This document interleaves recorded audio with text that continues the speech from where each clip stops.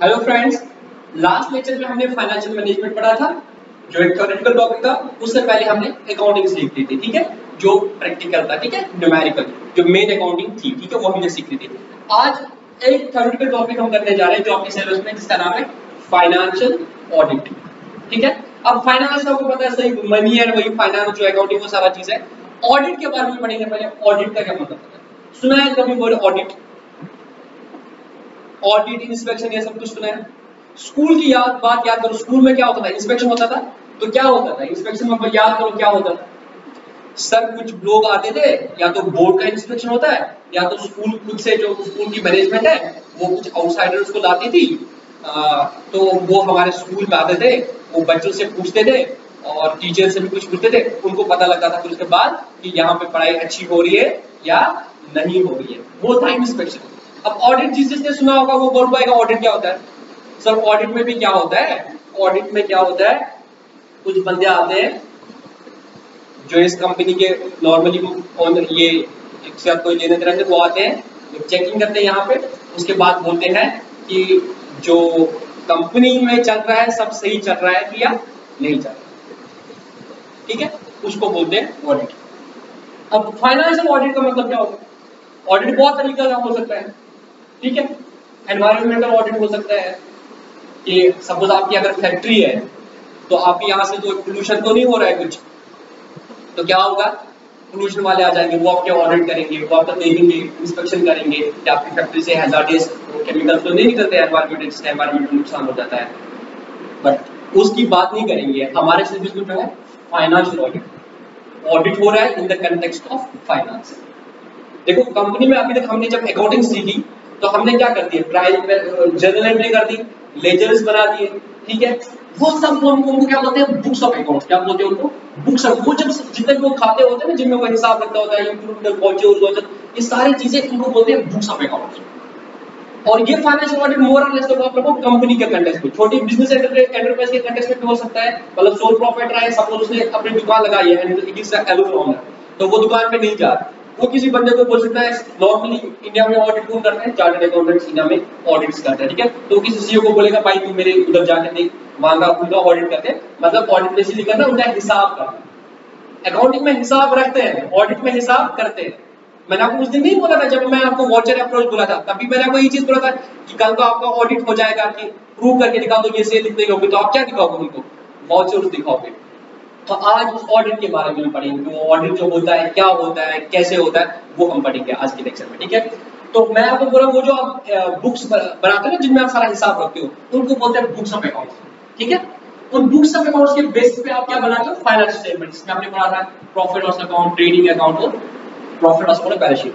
तो इन books of account के बेसिस पे आप क्या बनाते हैं, फाइनेंशियल स्टेटमेंट। तो आप बोल सकते हो ट्रायल बैलेंस तक जो है वो हमारा बुक्स ऑफ अकाउंट्स होता है। उसी को तभी आपने पढ़ा था बुक कीपिंग बोलते हैं उसका, बुक कीपिंग स्टार्टिंग में आपने कहीं पे पढ़ा होगा, हालांकि मैंने अपने लेक्चर में उसको कवर नहीं कर दिया, बुक कीपिंग और अकाउंटिंग, क्योंकि आपके सब्जेक्ट में अकाउंटिंग का सारा कवर है। तो ट्रायल बैलेंस तक बुक कीपिंग होती है, तो हम उनको बोलते हैं बुक्स ऑफ अकाउंट। उसके बाद हम फाइनेंशियल स्टेटमेंट बनाते हैं। तो अकाउंटिंग कहां पे स्टार्ट होती है, जहां पे बुक कीपिंग खत्म होती है। उसके बाद जहां पे बुक्स ऑफ अकाउंट्स खत्म, मतलब ये जहां पे अकाउंटिंग खत्म होती है, वहां पे ऑडिट स्टार्ट होता है। तो आपने क्या पढ़ा पहले, book keeping up to trial balance, और जहां बुक कीपिंग खत्म होगी वहां पे हमें फिर अकाउंटिंग स्टार्ट होगी। तो पूरा अकाउंटिंग में बुक कीपिंग भी आ जाएगा। तो फिर क्या बनाया हमने, फाइनेंशियल स्टेटमेंट्स। अब क्या होता है, इनका ऑडिट होता है। अब देखो दो चीजें हैं, कैसे समझना है, हर जगह पे देखेंगे। अगर एक सोल प्रॉफिट है, सपोज मेरा कश्मीर में एक शोरूम है, शोरूम मेरा कार्स का है, ठीक है। सपोज केसी हुंडई जो श्रीनगर में है, वो मेरा शोरूम है, बट मैं दिल्ली में बैठ रहा हूं, मैंने वहां पे एम्प्लॉय रख लिए। तो आपको लगता नहीं है कि मुझे जरूरत पड़ रही है, तो मैं क्या करूंगा, उसका ऑडिट कराऊंगा। वो जो वहां पे अकाउंटेंट मुझे बोल रहा है कि सर ये हमारा प्रॉफिट एंड लॉस है, तो आपको नहीं लगता मुझे ऑडिटर की जरूरत पड़ रही है, मैं इसको ऑडिट कराऊंगा। हाँ सर बिल्कुल जरूरत है, तो मैं उनका फाइनेंशियल ऑडिट कराऊंगा। तो मैं एक बंदे को भेजूंगा, एक सीए को अपॉइंट करूंगा, उसको बोलूंगा तुम मेरा वहां पे फाइनेंशियल ऑडिट करो। इस तरीके से अगर पार्टनरशिप में है बट हम नहीं जा रहे हैं उधर, तो जो हमारे वर्कर्स वहां पे करो, तो वहां पे भी जरूरत महसूस हो रही है कि लोग जाके चार्टर्ड अकाउंट जाके वहां पे ऑडिट करें। ये दो तरीका होता है। अब थोड़ा बड़े लेवल में देखेंगे, तो तीसरा बड़ा level of the business is the company level. तो कंपनी को इंडिया में कौन एक्ट करता है, गवर्न करता है, कंपनीज एक्ट 2000 13, ठीक है, मिनिस्टर ऑफ कॉर्पोरेट अफेयर्स, क्योंकि कंपनी में लोगों का पैसा लगता है और कंपनी में जो ये लोग पैसा लगाते हैं in the form of shares, जो मैंने कल भी आपको बोला था कि मेरा लेक्चर है कंपनी के बारे में, तो कंपनी में कैसे लोग पैसा लगाते हैं, क्योंकि लोगों का पैसा लगा होता है तो जरूरत इस बात की महसूस होती है कि ये कंपनी जो है ये अच्छे से काम करे। अब वो कंपनी क्या ओनर्स अलग है, मैनेजमेंट अलग है, तो मैनेजमेंट क्या वर्किंग करती है और शेयर होल्डर को कैसे पता चलता है कि हमारा प्रॉफिट कितना नुकसान हुआ। तो कंपनी एक्ट में मैंडेटरी बोला है कि तुम बुक्स ऑफ अकाउंट बना लो, सेक्शन 128 का कंपनीज एक्ट वो बोलता है तुम books of account low, section 129 आपका कंपनी एक्ट बोलता है कि आपको फाइनेंशियल स्टेटमेंट बनाने। तो कंपनीज एक्ट ने लॉ ऑफ द लैंड ने मजबूर कर दिया कंपनीज को, चाहे उसका प्रॉफिट या लॉस हो, उसको फाइनेंशियल स्टेटमेंट बनाने। और उसके बाद शायद सेक्शन 139 या सेक्शन 140 बोलती है कंपनियों के इन बुक्स का तुम इन फाइनेंशियल स्टेटमेंट को ऑडिट करा लो। तो कंपनीज के लिए मैंडेटरी है फाइनेंशियल ऑडिट। एक सोल प्रोप्राइटर के लिए, एक पार्टनरशिप के लिए फाइनेंशियल ऑडिट मैंडेटरी नहीं है, वो खुद से कराना चाहे तो करा सकते हैं, but law of the land को मजबूर नहीं करता है। But law of the land एक चीज के लिए मजबूर करता है, अगर आपका टर्नओवर इंडिया में 2 करोड़ से ज्यादा हो गया तो आपको टैक्स ऑडिट कराना होता है। अगेन टैक्स ऑडिट कौन करता है? एक चार्टर्ड अकाउंटेंट करता है। आप में से भी अगर कुछ लोगों को अभी चार्टर्ड अकाउंट से इंटरेस्ट बढ़ रहा है और आप कॉमर्स बैकग्राउंड के भी ना होके आप साइंस बैकग्राउंड के भी ग्रेजुएशन के बाद सीए कोर्स कर सकते हो। अगर आप में लगता है वो इंटेलिजेंस लेवल है आपका, चार्टर्ड अकाउंट के लिए जितना काम इस देश में उतना किसी प्रोफेशनल के लिए नहीं है। डॉक्टर इंजीनियर के लिए काम है, प्रोफेशनल काम वो मिलते हैं, जितना काम इस देश में चार्टर्ड अकाउंट के लिए उतना मुझे नहीं लगता है किसी के लिए। और स्पेशली अगर आप जम्मू कश्मीर से बिलोंग करते हो तो वहां तो कितने ही चार्टर्ड अकाउंटेंट्स हैं, तो बहुत काम है उसमें भी। और आप ग्रेजुएशन के बाद तो आपको एंट्रेंस नहीं देना है, बट प्रोवाइडेड अगर आपको उतना इंटरेस्ट है, ठीक है। एनीवेज वो काम भी चार्टर्ड अकाउंट में करना है, ऑडिट करना है, ठीक है। कल मैंने आपको परसों मैंने आपको वो बोला था कि सीसी लिमिट बनानी है, उसकी बैलेंस शीट बनानी है, टैक्स ऑडिट, ये सारी चीजें चार्टर्ड अकाउंट ही करता है इंडिया में, इतना काम है उसके पास। तो अगेन कंपनीज एक्ट ने उनको बोला कि तुम अपना ऑडिट करा लो। तो अब क्या होता है, एक चार्टर्ड अकाउंट आता है वो इनका ऑडिट करता है। क्या करता है? ऑडिट करता है, तो हिसाब करता है। तो ऑडिट का अगर डेफिनेशन पढ़ेंगे क्या है, audit is the examination by an independent person. Independent और डिपेंडेंट पता है क्या है? इंडिपेंडेंट मतलब क्या है? जिसका इस कंपनी के साथ कोई लेना देना नहीं, क्योंकि ऑडिट उसको क्या करना है एक्चुअली, मैं बताता हूं आगे। तो एक्सप्रेस एन ओपिनियन, उसको ओपिनियन देनी है। किस बारे में ओपिनियन देने?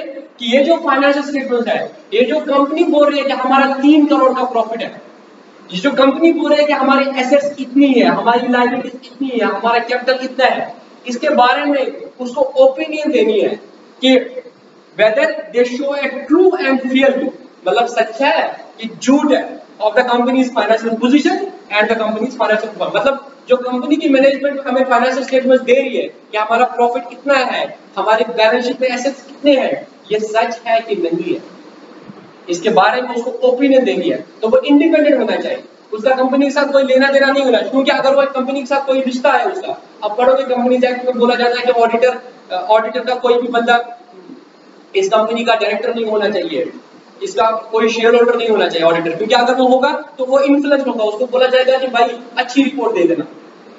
तुम बोलोगे सर अच्छी रिपोर्ट क्यों बोलते हैं? तो आप देखो, अभी मैंने शायद याद नहीं आपको बैच में डिस्कस करती शायद नहीं कि 12th में बच्चों को पढ़ाता हूं, मैं उनको बोलता हूं कि शेयर मार्केट के बारे में पढ़ो। शेयर्स क्या होते हैं? कंपनी के शेयर्स होते हैं, आप उनको खरीद सकते हो और उनकी वैल्यू बढ़ती जाती है। तो उनकी वैल्यू किस तरह से बढ़ जाती है? अगर कंपनी के प्रॉफिट ज्यादा होंगे तो इट मींस वो डिविडेंड देगी और उसकी वैल्यू बढ़ जाती है, तो आप उस कंपनी का शेयर अगर लगाओगे तो उसकी वैल्यू बढ़ेगी। अभी देखो रिलायंस का शेयर कैसे बढ़ रहा है, 23 मार्च को कहां वो 1000 पे था और आज वो कहां पे 2200 पे पहुंच गया है, तो उसकी वैल्यू बढ़ रही है, मतलब वो प्रॉफिट्स कमाएगी तभी उसको वैल्यू बढ़ेगी। तो उसमें सबसे इंपॉर्टेंट रोल होता है किसका? उसकी जो फाइनेंशियल स्टेटमेंट है वो क्या दिखाता है, प्रॉफिट होता है। तो हो सकता है कंपनी क्या करेंगे, झूठ का पैसा प्रॉफिट दिखा दे, जिसको हम विंडो ड्रेसिंग भी बोलते हैं। क्या बोलते हैं? Window dressing. विंडो शॉपिंग तुमने सुना होगा, इसी तरीके से विंडो ड्रेसिंग होता है, कंपनी झूठ का प्रॉफिट दिखाता है। क्यों? ताकि वो क्या करे, लोग इंटरेस्ट होकर उनके शेयर खरीदें। एक केस में पढ़ लेना, सत्यम का एक केस हुआ था, बहुत सारे केसेस जो हुए थे इसी चक्कर में हो गए थे कि लोगों ने अपने फाइनेंशियल स्टेटमेंट्स को क्या किया था, झूठी फाइनेंशियल स्टेटमेंट दिखाते, फेक प्रॉफिट्स दिखाते थे। सत्यम ने भी कुछ ऐसा ही कर दिया, मैं उस केस में नहीं जाना चाहता हूं।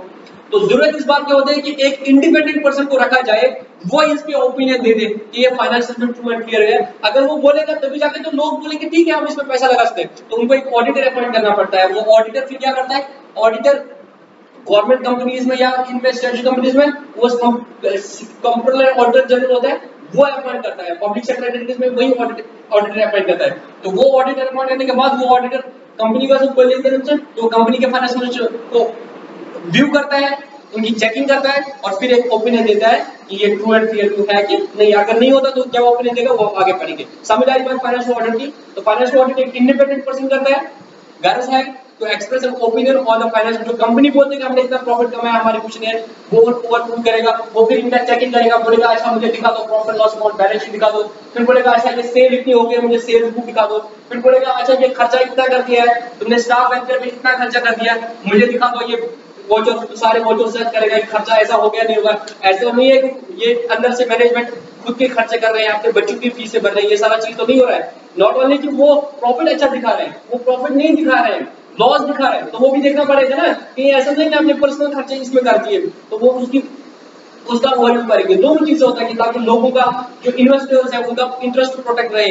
कंपनी का अगर चलो अब कंपनी नहीं है, मैं सोल प्रॉफिट हूँ, मुझे वो बंदे क्या कर रहे हैं उधर, वो मुझे प्रॉफिट नहीं दिखा रहे, प्रॉफिट क्यों नहीं है, तो मैं ऑडिट कराऊंगा, पता चलेगा। ठीक है, तो वो बेसिकली है फाइनेंशियल ऑडिट। समझ आई बात? हाँ सर। तो एक इंडिपेंडेंट पर्सन को रखा जाता है जो नॉर्मली हमारे कंट्री में चार्टर्ड अकाउंटेंट होता है, तो वो जाकर क्या करता है, एग्जामिन करता है इन बुक्स को और उसके बाद ओपिनियन देता है कि ये ट्रू एंड क्लियर व्यू है कि नहीं है, ट्रू एंड करेक्ट नहीं, ट्रू एंड क्लियर व्यू। क्यों? पूरा वो भी नहीं बोल सकता 100% श्योरिटी है कि नहीं है, उसको भी आप फेक डॉक्यूमेंट क्रिएट कर सकते हो और उसको एक वॉचर बना सकते हो। सपोज पेट्रोल का बिल है, अब ड्राइवर ने बोला कि मैंने गाड़ी चला दी, सपोर्टिंग वॉचर की याद करो, मैंने गाड़ी चलाई वहां चाहते हो मैंने 10 लीटर पेट्रोल भरा दिया। अब वो पेट्रोल पंप की स्लिप दिखाई 10 लीटर, अब उसके आगे नहीं जा सकता ना, नहीं चलो मुझे साथ लेके चलो मैं देखूंगा उसने तुमने पेट्रोल भरा था नहीं भरा था, तो उतना कौन था? तो कुछ चीजें तो चोरी की हो सकती है जो नहीं पकड़ में आ सकती है, तो तभी क्या आता है ट्रू एंड फेयर। और वो 100% भी चेकिंग नहीं कर पाता है तो ट्रू एंड करेक्ट को नहीं पूछता है। इस तरह से देश में टैक्स ऑडिट भी करना पड़ता है। ठीक है, तो तुम्हारे पास जो ऑडिट है वो फाइनेंशियल ऑडिट है। ठीक है, तो फाइनेंशियल स्टेटमेंट का टैक्स ऑडिट भी मोरलेस वैसे ही होता है, उसमें बट ट्रू एंड करेक्ट बोल जाता है, बट यहाँ पे फाइनेंशियल ऑडिट है, यहाँ पे ऑडिटर क्या बोलेगा ट्रू एंड फेयर व्यू, जिसको हम बोलते हैं रीजनेबल एश्योरेंस देता है।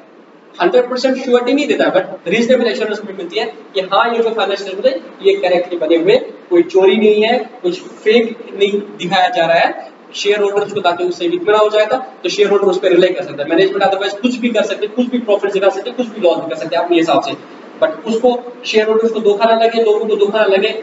या ये एक चीज भी, इनकम टैक्स डिपार्टमेंट को पैसे लेने हैं, टैक्स लेना है, तो उसके लिए उनको प्रॉफिट दिखाना है, तो income tax act, companies act ये भी बोलेगा कि भाई तुम अपने ऑडिटर से चेक करा दो, क्योंकि हो सकता है तुमने प्रॉफिट्स कम दिखाए ताकि तुम्हें टैक्स ना देना पड़े, तो इंडिपेंडेंट अथॉरिटी पर्सन से चेक करा लो ताकि वो हमें बोले कि किसका कितना प्रॉफिट है, उस हिसाब से वो प्रॉफिट तो तुम खुद बोले वो चेक करेगा, तो वो बोलेगा ठीक है, तो उससे ये चीजें पता हो जाता है कि आपने चोरी तो नहीं की है, ठीक है आपका प्रॉफिट इतना ही है, तो इस बेसिस फिर आपको बोलते हैं टैक्स दे दो।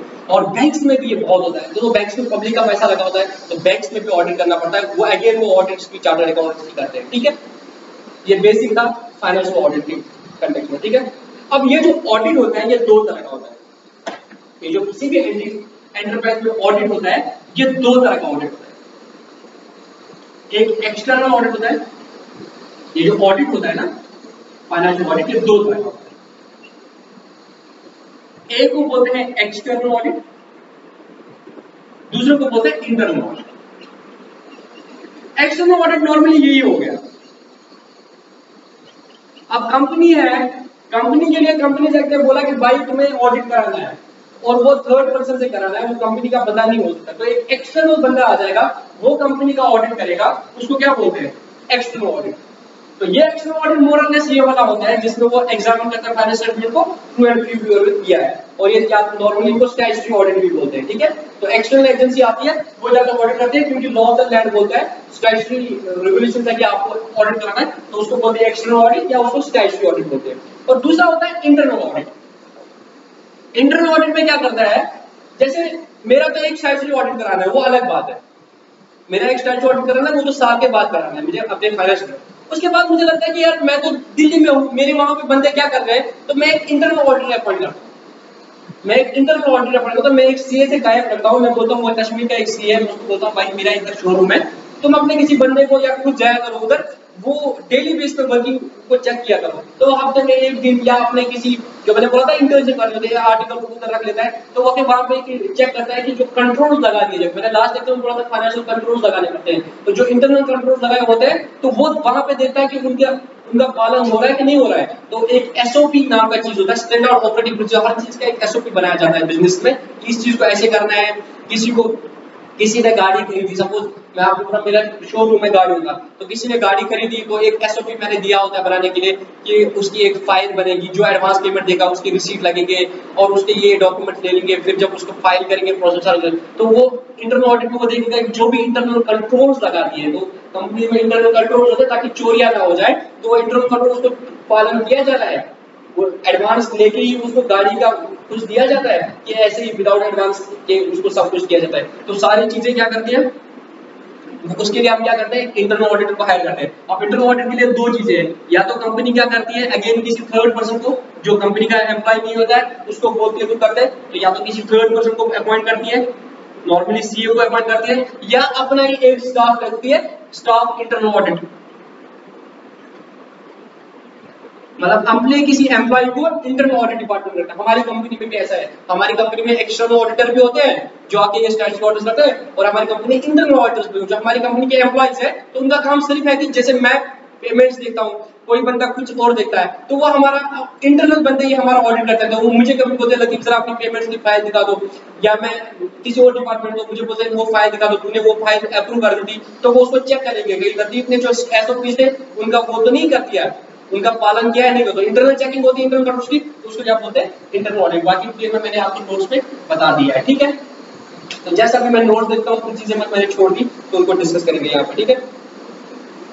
तो फाइनेंशियल ऑडिट मैंने बोल दिया आपको, the audit opinion is intended to provide reasonable assurance but not absolute assurance, क्योंकि 100% वो भी चेक नहीं करता है। ऑडिट का एक चीज आएगा जो मैं डिस्कस कर रहा है, तो इंटरनल ऑडिट और एक्सटर्नल ऑडिट मैंने बोल दिया, ठीक है। अब ये जो इंटरनल ऑडिट तो छोड़ देते हैं, ठीक है, ये अपना इंटरनल ही हो सकता है, या वो दूसरा बंदा होता है वो देखता है इंटरनल कंट्रोल है कि नहीं, अगर नहीं है तो वो एक इंटरनल ऑडिट रिपोर्ट बनाता है। उसके बाद क्या बनाता है, इंटरनल ऑडिट में क्या है, एक इंटरनल ऑडिट रिपोर्ट बनाता है, क्योंकि मैनेजमेंट ने अपॉइंट किया होता है, इंटरनल ऑडिटर को मैनेजमेंट ही अपॉइंट करते हैं, ठीक है, क्योंकि एक्सटर्नल कोई रोल नहीं होता इसमें, एक्सटर्नल अथॉरिटीज का, ठीक है, लॉ ऑफ द लैंड का, गवर्नमेंट का कोई रोल नहीं होता है। तो इंटरनल ऑडिट मैनेजमेंट अपॉइंट करती है, तो मैंने ये इंटरनल ऑडिटर क्या करता है, और आफ्टर दैट पीरियड वो एक इंटरनल ऑडिट रिपोर्ट देता है, नॉर्मली मंथली हो सकता है या वीकली हो सकता है। एक इंटरनल ऑडिट रिपोर्ट किसको देता है, मैनेजमेंट को देता है, तो मैनेजमेंट चेक करता है कि क्या काम में लूप होता है। बैंक में ये बहुत होता है, बैंक में आपने देखा होगा एक तो स्टैट्यूटरी ऑडिट अपॉइंट किया जाता है और एक इंटरनल ऑडिट की कंकरेंट ऑडिट जिसको बोलते हैं उसको अपॉइंट किया जाता है, तो एक इंटरनल ऑडिट रिपोर्ट देता है, ठीक है। अब ये जो एक्सटर्नल ऑडिटर है, ये जो फाइनेंशियल स्टेटमेंट्स पे ऑडिट, फाइनेंशियल स्टेटमेंट्स पे रिपोर्ट देता है, उसको बोलते हैं ऑडिटर्स रिपोर्ट। क्या बोलते हैं, ऑडिटर्स रिपोर्ट। अब क्या होगा, अब सपोज मुझे being I am a chartered accountant and suppose I am doing the practice, तो मुझे किसी कंपनी का ऑडिटर अपॉइंट किया गया। अब मैं वहां पे जाऊंगा, सपोज मुझे, मैंने किया भी है वो ऑडिट्स, सपोज मुझे जेके बैंक श्रीनगर का जो कोई भी किसी ब्रांच का, जेके बैंक बिमना में एग्जाम्पल लेता हूँ जो कश्मीर में आपको पता होगा, मुझे उसका ऑडिटर अपॉइंट कर दिया गया। तो अब मैं उधर जाऊंगा तो मैं उनको बोलूंगा दिखाओ मुझे अपना प्रॉफिट लॉस, दिखा दो मुझे बैलेंस शीट, ये बुक्स अकाउंट में सारा इन पे चेकिंग कर लेता हूँ, दिखा दो मुझे तुम्हारे कितने बोरोवर्स है, तो उनमें से कितने स्टैंडर्ड एसेट्स है, एनपीएस है, वो सारा मैं चेक करता हूँ, ठीक है, किसी उसको लोन दे दिया है। उसके बाद मुझे अगर लगता है कि इन्होंने जो बोला है कि हमारा प्रॉफिट कितना है और हमारा लॉस कितना है, हमारी फाइनेंस ये करेक्ट है, इसमें कोई छुपाया नहीं उन्होंने, तो मैं क्या बोलूंगा, मैं जो अपनी रिपोर्ट दूंगा मैं बोलूंगा in my opinion the reports the financial statement show है ट्रू एंड फेयर। बट अगर मुझे लगेगा कि नहीं भाई इसमें कुछ गलतियां है, ये ट्रू एंड फेयर व्यू नहीं दिखा दिया, तब मैं दूसरी रिपोर्ट दूंगा। उसको क्या क्या तरह की रिपोर्ट होते हैं अब मैं वो पढ़ाऊंगा आपको, ठीक है, समझ आई बात आपको? हाँ सर। अब जो ऑडिटर्स रिपोर्ट होती है वो किस किस तरह की होती है मैं बताता हूं।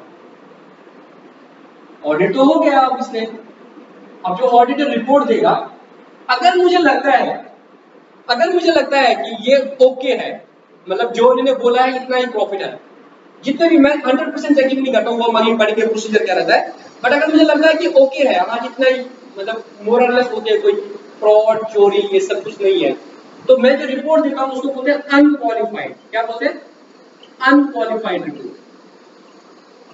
ठीक है, मतलब मेरी कोई क्वालिफिकेशन नहीं है, ऐसे मेरी कोई रिजर्वेशन नहीं है, इट्स ओके। वो हम लिखते हैं इन माय ओपिनियन, हम वहां पे लिखते हैं ये चीज, the responsibility of making the financial of the management when just express the opinion on the basis of the financial statements and on the basis of the details being provided to us by the management, we are of the opinion that the financial statements present a true and clear view। बस ये दे दिया, इसको बोलते हैं unqualified report. But अगर मुझे लगता है कि कुछ थोड़ी सी गलतियां हैं, ओवरऑल तो ओके ही है, बट कुछ ये चीजें हैं, एक्स वाई जेड है, ये इश्यूज है, बाकी सब ओके है, बट 2-3 चीजें हैं जो मुझे लगता है कि ये सही नहीं है, तब मैं रिपोर्ट देता हूं, क्वालिफाइड रिपोर्ट देता हूं। उसमें क्या बोलता हूं मैं, वो सारी चीज मैनेजमेंट की रिस्पांसिबिलिटी है, हमारा सिर्फ चेकिंग है। We are of the opinion that the financial statements provide a true and clear view except the following. अगर मैंने एक्सेप्ट द फॉलोइंग किया, मतलब मैंने कुछ क्वालिफिकेशंस रखी, मैंने कुछ क्वालिफिकेशन यहां पे क्या था, नो एक्सेप्शन, तो no qualification, unqualified report they present a true and clear view, so that is the unqualified report। अगर मुझे लगता है कि कुछ ना कुछ मटेरियल मिसस्टेटमेंट्स है, उनको क्या बोलते हैं, मटेरियल मिसस्टेटमेंट्स। मिसस्टेटमेंट मींस क्या है, मतलब जो इन्होंने स्टेट कर दिया है वो करेक्ट नहीं है, दैट्स मिसस्टेटमेंट। अब छोटी-छोटी चीजें हो सकती है, जैसे मैंने एक स्टाफ वेलफेयर दिखाया 2 लाख का, हो सकता है मेरे हिसाब से 180, ठीक है, 20,000 का मुझे नहीं मिल रहा बोलते, तो 20,000 छोटा है ना यार। उसमें एक मटेरियलिटी कंसेप्ट हमने अकाउंटिंग में पढ़ा था कि जो मोटी-मोटी चीजें हैं जिनका एक सिग्निफिकेंस वैल्यू उनका तुम अकाउंटिंग करते हो, इसलिए ऑडिट में भी एक मटेरियलिटी कंसेप्ट है। छोटी-मोटी चीजें जो होती है, छोटा गलती हुआ होगा या छोटी मिसप्लेसमेंट होता है, उसको छोड़ सकते हैं, ओवरऑल ग्रॉस नहीं देखते। सपोज उन्होंने 3 करोड़ का प्रॉफिट दिखाया, अब सपोज उसमें अगर 30 करोड़ में 50,000 का प्रॉफिट नहीं होना चाहिए, वो शायद गलती से उन्हें प्रॉफिट है, तो 50,000 3 करोड़ में कोई फर्क नहीं पड़ता, तो उसको इमटेरियल बोलते हैं। बट अगर कोई मटेरियल 30 करोड़ में, सपोज 3 करोड़ में 50 लाख का उन्होंने प्रॉफिट फेक दिखा दिया, तो दैट्स मटेरियल ना। 3 करोड़ में 50 लाख की अराउंड कितना परसेंट बन जाता है वो, ठीक है 10-12% बन जाता है, तो वो तो बहुत होता है, तो आप उसको तो नहीं छोड़ सकते। 18% होता है, तो उसको क्या करोगे आप, तो वो मटेरियल मिस्टेक होती है। तो अगर कुछ चीजें हैं जो आपको लगता है कि यार ये मटेरियल है, ये सामने आनी चाहिए, उनको छोड़ के बाकी सब ओके है, तो आप तब क्या देते हो, क्वालिफाइड रिपोर्ट देते हो, मतलब ये represent the theorem but except for the following. यहां पे हमें लगता है कि ये चीज है। उसके बाद कुछ और हो सकता है, हाँ कभी ऐसा हो सकता है कि आप जब ऑडिट करने गए, आपको ऑडिट जब करना है तो ऑडिट के राइट्स होते हैं, ऑडिटर के कुछ राइट्स भी होते हैं, ऑडिटर की कुछ ड्यूटीज भी होती है, ऑडिटर की लायबिलिटीज भी होती है, उसका तुम्हारी सर्विस में नहीं होगा, पर ऑडिटर का राइट होता है, ऑडिटर जो चीज भी पूछेगा ना, तो उसको जो वहां पे बंदे हैं उनको मैनेजमेंट को वो चीजें ऑडिटर को देनी है, क्योंकि he has expression opinion on the books of accounts, so he should be given the right to check the books of accounts ना। तो वो जो बोलेगा ये वोचर दे दो, वो देना पड़ेगा मैनेजमेंट को, ये डॉक्यूमेंट दिखा दो, वो देना पड़ेगा, देते हैं मैनेजमेंट। मैं ऑडिट किया हूं, जितनी इज्जत ऑडिटर को मिलती है उतने किसी को नहीं मिलती, सारे लोग डरे होते हैं। हम जब बैंक्स में ऑडिट करने जाते थे वो लाइक मतलब प्रिंसेस, आराम से इतने मजे करते थे हम, क्योंकि उनको लगता था कि अगर ये कुछ भी गलती निकालते हो तो हमारी नौकरी भी जा सकती है मैनेजमेंट की तरफ से, तो बहुत इज्जत करते हैं।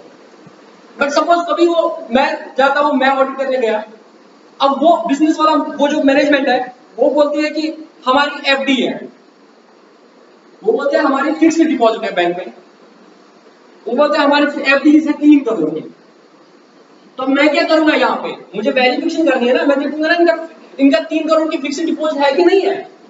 मैं उनको बोलता हूँ यार मुझे एफडी दिखा दो, ये एफडी नहीं दिखा रहे मुझे, मैं बोल रहा हूँ भाई मुझे एफडी दिखा दो ना, तुम बोल रहे हो बैलेंस शीट में 3 करोड़ का एसेट है, तो मुझे 3 करोड़ का एसेट का प्रूफ दिखा दो ना, इट्स नॉट ए बिल्डिंग ना, बिल्डिंग होती तो मैं बिल्डिंग को देख लेता। मैं ये बोलते हैं कि एफडी है हमारी 3 करोड़, मैं बोलता हूँ कि वो एफडी को रिसीट होती है वो दिखा दो, ये एफडी दिखाते ही नहीं। अगर दिखाते थे मैं देखता ठीक है, मैं इनको बोलता हूँ चलो बैंक चलते हैं। या एक और चीज, ये एक एफडी वाली बात होती है, एफडी दिखाते ही नहीं है। जो सत्यम वाला केस था ना उसमें यही चीज था, पढ़ लेना कभी गूगल पे, सत्यम में वही एफडी वाला केस था, फेक एफडीज करते थे, जहां से प्रॉफिट दिखा दिया फेक, उसको बोला कि हमने अब कैश आ जाता है, ऑडिटर बोलता है कैश, बोलता है हमने एफडी करा दी, तो ऑडिटर भी उसमें ऑडिटर भी फंस गया था। ऑडिटर को बोला तूने एफडी क्यों नहीं कभी चेक करती, उन्होंने जब बोला था कि हमारा प्रॉफिट आया, बोला प्रॉफिट तो कैश में होना चाहिए, कैश है ही नहीं, बैंक मैनेजर कहाँ है भाई, हमने एफडी कर दी, घुमा दिया उसको, फिर बोल रहे यार वो एफडी जल्दी जो भी होगा। एनीवेज उसमें फिर ऑडिटर भी पकड़ गए, तुम इतने साल से सोए थे, तुमने कभी एफडी को चेक करने की जरूरत नहीं। अब सपोज मैं बैंक बिजनेस की अकाउंट या ऑडिटिंग कर रहा हूँ, मैं उनको बोला कि एफडी दिखा दो और वो एफडी नहीं दिखा रहे, तो I am not able to express opinion ना, मैं तो अनक्वालिफाइड ओपिनियन नहीं देता, क्वालिफाइड ओपिनियन दे रहा हूं कि वो एफडी नहीं दिखा रहा मुझे, या बैंक का एग्जांपल ले लो, बैंक वालों ने क्या किया है, सीसी लिमिट देते हैं, जो मैंने कहा परसों के एग्जांपल में बोल दिया था। बैंक ने किसी एक बंदे को सीसी लिमिट दिया 15 लाख की, तो बोले हमने एक बंदे को 15 लाख रुपया लोन दे दिया। तो सीसी लिमिट क्या देते हैं अगेंस्ट एक बिजनेस के वर्किंग कैपिटल के, तो उसमें क्या होता है, बैंक के लिए गिरवी क्या रहता है, उस बंदे का जो माल है वो बैंक का माल होता है, जिसका 5% होता है, और उसके डेटर्स है उससे भी वो कुछ पैसा ले सकती है। अब मैं बोलता हूँ यार चलो भाई मुझे इसकी दुकान पे चलो, तुमने इसका बैलेंस शीट देखा मैंने, मुझे उसको क्योंकि बैंक ने बैलेंस शीट मांगी होती उससे, अब मैं बोलता हूँ इसका लोन फाइल दे दो जो तुमने लोन दे दिया। अब मैं लोन फाइल को चेक करता हूँ, मैं बोलता हूँ अच्छा मुझे इसका ये जो बैलेंस शीट है ये कुछ फेक लगता है, पता नहीं क्या बना दिया। अब मुझे बैलेंस शीट जो उस बंदे की बैलेंस शीट है जो उसने लोन के लिए दी थी ना, जो एक सीए ने बना दिया थी, मुझे कुछ उससे गड़बड़ लग रही है। मैं बोलता हूँ चलो भाई मुझे इस बंदे का विजिट करा लो। अब पता चल रहा है मुझे वो जो बंदा था, मुझे डर शक हो रहा है ऐसा कि मुझे लगता है मेरे हिसाब से ये फाइनल बैलेंस शीट तो कुछ गलत बनी, क्योंकि मैं भी सीए हूँ, हो सकता है किसी से कुछ गलती हुई होगी, तो मुझे अपेरेंटली कुछ लगता है कि ये तो फेक बैलेंस शीट है, ये करेक्ट बैलेंस शीट नहीं है, कुछ मुझे लगता है उसमें गलती। मैं बोलता हूँ भाई चलो इस बंदे की दुकान दिखा दो, मुझे इसका स्टॉक चेक करना है। इसकी दुकान में 5 करोड़ का सपोज आपने 15 लाख की लिमिट दी है, इट मींस उसके पास माल जो है एटलीस्ट सपोज 20-25 लाख का होना चाहिए। चलो मुझे नहीं लगता है कि इस एंटरप्राइज का 25 लाख का माल है, चलो मुझे इसकी दुकान पे ले जाओ, ये राइट है ऑडिटर का, मुझे देखना है कि माल है कि नहीं है। अब मैनेजर जो है, नॉर्मली ब्रांच का मैनेजर है, मैनेजर को पता है ये बंदा कौन है। अब मैनेजर को पता है कि इस बंदे के पास तो इतना माल होगा नहीं, बट वो मेरा जान पहचान वाला है ना, तो ये जो बैलेंस शीट है ये तो ऐसे ही बन जाती है, सीए से ऐसे ही इधर करके अकाउंटेंट बनवा लेता है, जो भी है, मैं उस डेप्थ में जाना नहीं चाहता हूँ। तो अब मैनेजर डर गया, मैंने कहा सर आप कुछ और बोले, चलो खाना खा दिया, चलो यार खाना वाला तो बाद में खाएंगे भाई, पहले उसकी दुकान पे चलेंगे। अब अड़ गया मैनेजर भी, अड़ गया मैं भी अड़ जाता हूँ। मैनेजर को पता है वहां पे कोई दुकान ही नहीं है, या दुकान है तो उसमें पास 15, मैंने तो 15 लाख की लिमिट दे दी है, फाइनेंशियल स्टेटमेंट किस तरीके से बनवा दिए थे, तो बात हो गई। अब मैं बोलता हूँ चलो भाई इसकी दुकान पे ले चलो, वो लेते ही नहीं है मुझे। Now I have to express an opinion. How am I going to express the opinion? तो वो मुझे एक्सेस ही नहीं करने देते उसकी दुकान को, उसकी यूनिट को। वो बोलते सर अच्छा आप इधर आए थके हुए, दिल्ली से चलो गुलमर्ग जाते घूमने। ऐसा होता है प्रैक्टिकली। मैं बोला यार अब श्रीनगर में बोलते सर डल लेक वाले जाते ना, आप बोले ना किस होटल पे खाना खाना है। मैं बोला यार मुझे खाना वाना बाद में खाना है, पहले तो हिसाब कर लेंगे। अब वो जाने नहीं देते, मैं बोलता मैं खाना भी नहीं खाऊंगा और लेट हो रहा है ऐसे। Now I am of the condition कि मैं रिपोर्ट ही नहीं दे सकता, ना मैं अनक्वालिफाइड रिपोर्ट दे पा रहा हूँ ना मैं क्वालिफाइड रिपोर्ट दे पा रहा हूँ, क्योंकि ये मुझे लग रहा है बहुत मटेरियल चीज है, और इसी चीज को चेक करके मैं कैसे करूंगा फाइनेंशियल में। ठीक है एक एक्सेप्शन छोड़ के मुझे यूनिट नहीं दे सकता, तो यहाँ पे मैं क्या करता हूँ, मैं डिस्क्लेमर देता हूँ। क्या देता हूँ? डिस्क्लेमर देता हूँ। ऑडिटर तो मुझे तो ओपिनियन देनी है, तो यहाँ पे मैं डिस्क्लेमर देता हूँ। देखा ना डिस्क्लेमर, हर कोई आपने अपना मूवी से पहले डिस्कस कर, यहाँ पे मैं डिस्क्लेमर देता हूँ कि सीधे लिख लूंगा। ऑनेस्टली हम लिखते हैं ऐसे। मैं जब अभी तो मैं प्रैक्टिस में नहीं, मैं जॉब कर रहा हूँ, जब हम ऑडिट में थे हम ये चीज करते थे, मैंने कर दी है बैंक्स के और बहुत सारी एंटिटीज के ऑडिट्स मैंने कर दी, तो तब हम डिस्क्लेमर देते हैं। हम बोलते हैं हमें मैनेजमेंट ने डॉक्यूमेंट्स नहीं दिए, we were barred from the access, कि हम कोई ओपिनियन दे पाए, एज सच वी कैन नॉट गिव एन ओपिनियन। यहाँ पे we do not give an opinion, we write it in the auditor's report that due to these reasons we are not able to express an opinion whether the financials are true and true। फिर जाके management देखे, वो branch का manager देखे, company act देखे, statutory regulation है वो देखे, हमने अपना काम कर दिया। मैं बोलूंगा इन्होंने मुझे चेक नहीं दिया, तो उसी बीच में फिर वो नेगोशिएशन और बाकी जो डेप्थ में नहीं जाना चाहता हूँ। तो अगर हम ओपिनियन नहीं दे पा रहे हैं तो हम बोलते हैं डिस्क्लेमर। ठीक है, अब आगे जाएंगे। अब मैनेजमेंट को उसको तो पता ही है, मैनेजर तो डर गया। मैनेजर बोल रहा है कि ठीक है सर, अब उसको पता है कि अगर डिस्क्लेमर दे दिया तो ये बात तो मैनेजमेंट तक आ जाएगी, ये तो ब्रांच मैनेजर है तो ओवर हायर मैनेजमेंट तक आ जाएंगे, या अथॉरिटीज आ गए तो मेरी नौकरी तो चली जाएगी। वो आप इस तरीके से मुझे वहां पे ले लेता है। जब वो मुझे वहां पे जाने देता है और पता चलता है वहां पे तो दुकान ही नहीं है, वो तो इसका कोई रिश्तेदार है, ऐसे ही फेक में लोन दे दिया, पीछे कोई दुकान ही नहीं। इसी तरीके से बहुत सारी चीजें। अब एक दुकान पकड़ ली गई, अब मैंने बोला कि जितने भी सीसी लिमिट देना मुझे सारे चेक करने, और मुझे पता चला कि इस ब्रांच में मैक्सिमम जितने भी लोन्स दिए हैं वो ऐसी एंटिटीज को दिए हैं जो एग्जिस्ट ही नहीं करती हैं, फेक पर्सन को लोन दिया गया है। नरेगा का तुम देखोगे, अभी तुम्हारा पंचायत ऑडिट है, अभी तुम्हारे पंचायत ये जो एग्जाम्स है तुम्हारे, इसमें तुम्हें आगे आ जाएगा सोशल ऑडिट, सोशल अकाउंटिंग, वहां पे तुम्हें दिखाता हूँ नरेगा में कैसे क्या होता है। अगर आप में से जितने भी गाँव से बिलोंग करते हैं उनको पता होगा नरेगा में लोग क्या करते हैं, नरेगा में फंड्स मिलते हैं गवर्नमेंट के। मैं सोशल ऑडिट में वो चीज डिस्कस करूंगा, बट जस्ट चीज बताता हूँ। वहां पे क्या होता है, आपको मैं दिखाऊंगा नहीं दूंगा, आपको गारंटर में किसी गाऊंगा, बोलते हैं इन लोगों को इतना इतना पैसा दिया गया, उन लोगों के जॉब कार्ड्स बनाए जाते हैं, उनके नाम पे पैसा लिया जाता है गवर्नमेंट से, बट अनफॉर्चुनेटली वो बंदे कभी काम ही नहीं करते, औरतें बुढ़िया क्या पता जो मरे होंगे उनके भी जॉब कार्ड बना के उनके पैसे दिए जाते हैं। इसी तरीके से वो हम वहां पे डिस्कस करेंगे, वो आपके सिलेबस में है। ऑनेस्टली मैं यहाँ पर ये बताऊंगा, ये जो आपका एसएसबी ने जो सिलेबस बना दिया है, पहले मुझे लगता था, पर जब मैंने पूरा अभी इसके नोट्स बना लिए, one of the best syllabus that could have been made for anyone who is about to get the job of the panchayat में अकाउंट असिस्टेंट का जॉब। इससे अच्छा सिलेबस नहीं हो सकता, सारी चीजें कवर करती है। एनीवेज हम फाइनेंस ऑडिट की बात करते हैं। मैंने जब उधर गया, उसने मुझे उस दुकान तक एक्सेस नहीं दिया, बाद में एक्सेस दे दिया, पता चला वहां तो दुकान ही नहीं है, या अगर दुकान है उसके पास तो 2 लाख का माल नहीं था, इसके पास 15 लाख की लिमिट कैसे दे दी, तो ये सारा गलत है। अब मुझे डाउट लग रहा है कि इसके, मैं बोल रहा हूँ जितनों को लोगों का भी लोन लिया है सबके डॉक्यूमेंट चेक करता हूँ मैं, पहले तो मैं टेस्ट चेक करता हूँ, 1-2 चेक करता हूँ।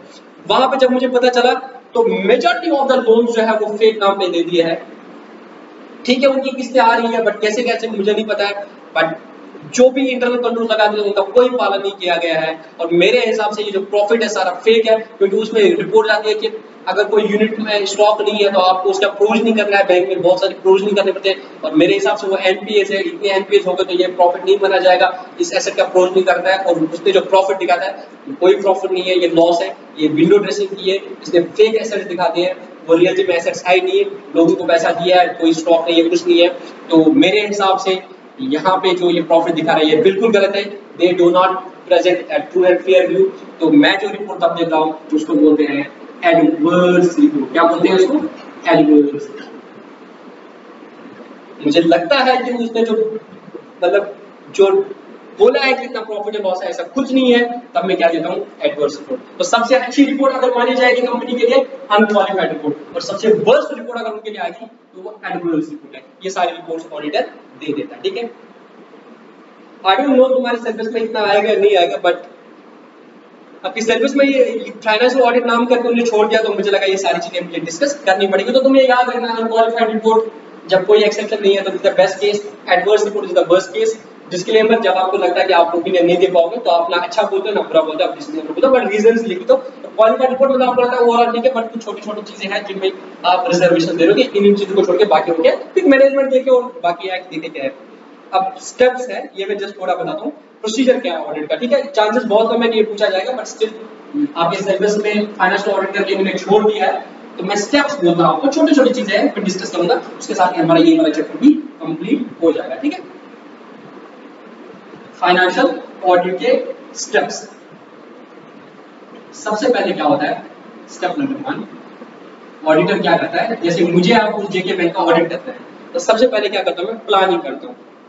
क्या करता हूं मैं? सबसे पहले प्लानिंग करता हूं।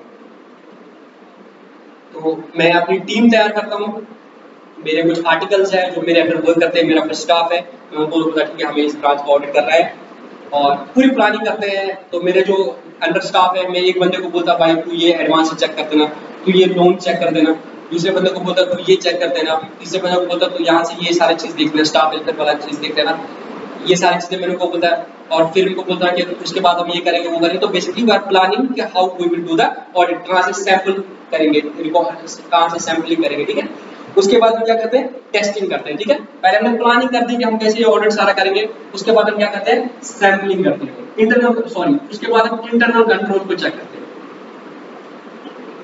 इंटरनल कंट्रोल्स क्या होता है? वो जो मैनेजमेंट में एसओपीज रखे होते हैं ना कंपनी में काम करने के लिए, तो इंटरनल कंट्रोल्स बोलते हैं कि कंपनी ने क्या कंट्रोल्स लगा के रखे हैं। जैसे इंटरनल कंट्रोल ये था मैनेजमेंट का कि अगर किसी को लोन देना है तो उससे ये 5 डॉक्यूमेंट लेने हैं, तो आप एक चेक करते हो, अच्छा इंटरनल कंट्रोल है कि ये 5 डॉक्यूमेंट होने चाहिए, उसके लिए ये डॉक्यूमेंट होना चाहिए। अगर आपको किसी को बाइक का लोन देना है तो उसको आप उसकी लोन में क्या होना चाहिए? इंश्योरेंस का कॉपी होना चाहिए, आरसी होनी चाहिए, ये 2 चीजें होनी चाहिए।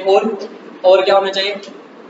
आरसी होनी चाहिए, इंश्योरेंस की कॉपी होनी चाहिए, और सबसे पहले उसको लोन मिलेगा कि नहीं मिलेगा उसकी आईटीआर ले लो, तुम इनकम टैक्स रिटर्न देखो उसकी कितनी रिटर्न है। तो ये बेसिक चीज है, या हाउसिंग लोन है, तो ये सारी चीजें तुम्हें देखना है, ठीक है। तो ये इंटरनल कंट्रोल है। तुम इंटरनल कंट्रोल को चेक करते हो कि मैनेजमेंट ने ये इंटरनल कंट्रोल्स लगा, क्या क्या इंटरनल कंट्रोल्स लगा दिए।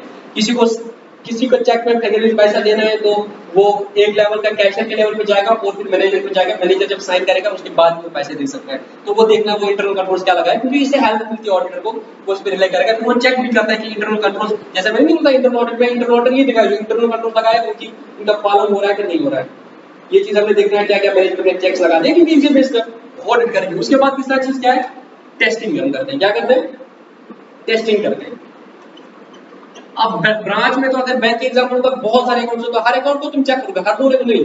हम इसके बेस पे कुछ फिल्टर लगाते हैं एक्सेल में कि अच्छा जिसका हैवी अमाउंट है वो, या जिसका अभी इंस्टॉलमेंट लेट लग रहा है दो, आपको पता होगा बैंक में एक्सेल में बोलता है कि 3 महीने से ज्यादा इंस्टॉलमेंट डिले नहीं होनी चाहिए, तो फिर एनपी होता है। तो हम देखते हैं किसकी किस्त 2 ढाई महीने या उससे ज्यादा होगा, फिल्टर लगाते हैं। तो हम टेस्टिंग करते हैं, सैंपलिंग करते हैं, ठीक है। और सैंपल के बेस पे बोलते हैं ये अकाउंट मुझे देगा, तो जैसे 200 बंदों को उन्होंने कार लोन दे दिया, तो आपके 200 कार लोन को चेक करोगे नहीं, आप उसके बाद सैंपलिंग करते हो, तभी आप बोलते हो ट्रू एंड क्लियर, क्योंकि आपने कुछ सैंपल्स दिए। सारी पॉपुलेशन को आप चेक नहीं करते हो, आप पॉपुलेशन में कुछ को निकालते हो जिसको सैंपल बोलते हैं, उसके बेस पे तुम ओपिनियन देते हो, ठीक है। तो अगर आपको वो सारे ठीक लग रहे हैं तो आप बोलते हो ओवरऑल सारा ठीक है, अगर वो गलत लग रहे हैं तो आप बोलते हो ओवरऑल गलत है, ठीक है। तो आप टेस्टिंग करते हो, चेकिंग बैकिंग करते हो, वो सारे इंटरनल कंट्रोल्स की टेस्टिंग करते हो, अच्छा ये सारे डॉक्यूमेंट्स हैं, ठीक है, मतलब पालन हो रहा है। उसके बाद फिर आप इसके बेस पे जब पूरा चेकिंग करते हो, उसके बाद फिर आप रिपोर्टिंग देते हो। ये बेसिक सिंपल है, प्लान करते हो, इंटरनल कंट्रोल को ओवरव्यू करते हो, उसके बेस पे टेस्टिंग करते हो और फिर रिपोर्टिंग करते हो। ये था स्टेप्स ऑफ द ऑडिट। इस तरीके से तुम्हारा ये वाला टॉपिक भी कंप्लीट हो गया, फाइनेंशियल ऑडिट। ये भी एक इंपॉर्टेंट